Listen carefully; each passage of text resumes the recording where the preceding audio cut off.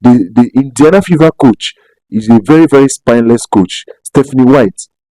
At first, when Sophie Cunningham made that statement, there's a clip of Stephanie White actually coming out to say that she doesn't really know, she's not educated, enough to know or ascertain the biological differences between men and women.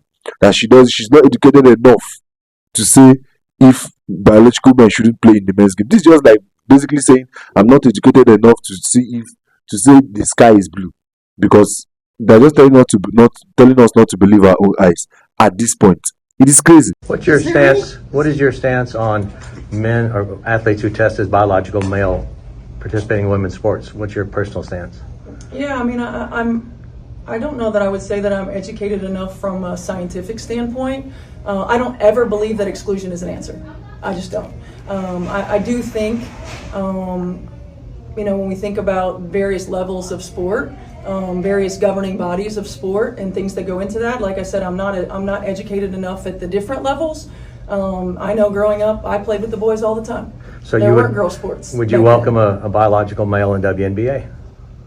Again, it's like, I don't know, when we talk about biological male and scientifically where we are, I think it's a totally different scenario. As I said, I'm not educated enough in terms of transgender and transitioning to give you a smart answer.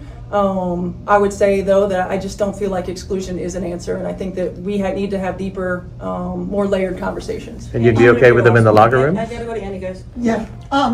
Is there any frustration, because you guys are in a really fantastic run, that this is distracting from that? There is a frustration, of course, because we want to talk about basketball, and we want to continue to work on our game, and we want to continue to grow as a team. But I also understand, like, this is part of our growth edge as a league, right? It's part of our growth edge as a league, and we have to be able to manage. We have to be able to insulate as much as we can, and then we have to be able to lead with conversation.